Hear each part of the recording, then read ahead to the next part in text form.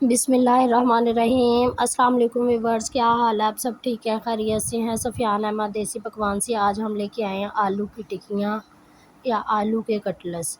तो आलू और चिकन की आई टिक्कियाँ बनाएंगे। इसे मैंने ये चिकन बोनलेस लिया था, इसके अंदर मैंने पानी, नमक, सिरका और काली मिर्च डाल के इसे बॉयल होने के रख दिया। इधर मेरे पास 2 किलो आलू है, ये मैंने उबलने के लिए रख दिए हैं।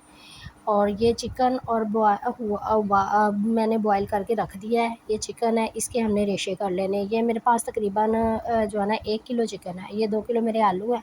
आलू बॉयल हो गए हैं, इसको हम छील लेंगे। और ये आलू छील के हमने तैयार कर लिए हैं, इसको हमने मैश भी कर लिया है। और ना ये मेरे पास है हरा धनिया और प्याज, मैंने जो है ना चॉप कर लिया। ये मैंने चिकन के जो है ना रेशे कर लिए करके इसके अंदर मैं चिकन के अंदर नमक और काली मिर्च डाल के उबाला था। तो अब हम इसे अच्छी तरह से मैश कर लेंगे। मैश कर आप हाथ से भी मैश कर लेंगे, मिक्स कर लेंगे। अब हम इसके अंदर डालेंगे पिसा हुआ धनिया, साबुत धनिया, नमक और पिसा हुआ गरम मसाला। ये डालेंगे अपने टेस्ट के हिसाब से, यानी कि चीज़ें डाल सकते हैं आप। ये पिसा हुआ मैंने ना धनिया जो है ना थोड़ा सा ज़्यादा डाला था, इसमें वो बहुत अच्छा लगता है और खुशबू भी बहुत अच्छी आती है। साथ मैंने थोड़ा सा ज़ीरा, 1 चम्मच मैंने ज़ीरा भी डाल दिया था साबुत। तकरीबन 1 से 1.5 चम्मच मैंने गोल धनिया साबुत भी डाला था।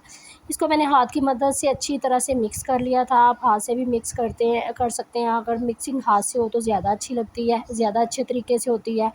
आप किसी चीज़ से भी कर सकते हैं। इसको मैं मिक्स करके मैंने इसकी टिक्कियाँ बना ली। जिस साइज़ की हमें कटलेट्स चाहिए थे वो आप इसको मुख्तलिफ़ शेप भी दे सकते हैं, लेकिन मैंने जो है ना इसको गोल शेप दी थी। ये मेरे पास ब्रेड क्रम्ब है, 2 अंडे हैं, इसके साथ हम कोट करेंगे। कोट करके हम इसे फ्रीज़र में रख देंगे तकरीबन आधे घंटे के लिए। तो फिर ये हमारे जो है ना बहुत अच्छे से सेट हो जाएंगी टिक्कियाँ। फिर हम इसको फ्राई करेंगे। तो जी ये देखें, मैंने आधे घंटे के बाद निकाली हैं टिक्कियाँ फ्रिज में से निकाल के। इधर घी हमारा गर्म हो गया। घी हमने बहुत ज़्यादा नहीं डालना और हल्की आंच पे रखना है।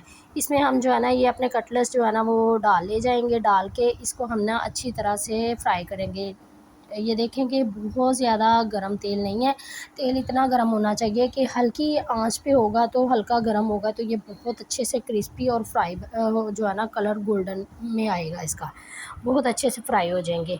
तो आपने इसी तरह से सारे कटलेट्स डाल लेने हैं। ये मैंने डाल लिए, हल्के से गोल्डन यानी कि गोल्डन होना शुरू हो गए हैं।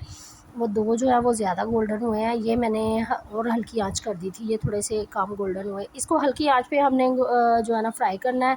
बहुत तेज़ आंच हमने नहीं करनी फ्राई करते हुए, क्योंकि ये जल जाते हैं। इसके ऊपर ब्रेड क्रम्ब लगी हुई होती है, वो जल्दी जल जाती है। तो इसको बहुत अच्छे तरीके से हमने फ्राई करना, फ्राई करके इसको निकाल लेना है। इसी तरह बाकी के हम कटलेट्स भी सारे फ्राई कर लेंगे। फ्राई करके फिर हम सारे निकाल लेंगे। तो जी व्यूअर्स, ये देखिए मेरा चैनल जो है ना सफ़ियान अहमद देसी पकवान, इसको आप सपोर्ट करें, लाइक करें, शेयर करें, फॉलो करें। सब्सक्राइब कर लेंगे तो आपको जो है ना मेरी कोई भी वीडियो आने से पहले आपको नोटिफिकेशन मिल जाएगा, जो भी मेरी नई नई वीडियो आएगी। तो व्यूअर्स, आप मेरे चैनल को लाइक, शेयर, फॉलो, सब्सक्राइब करें।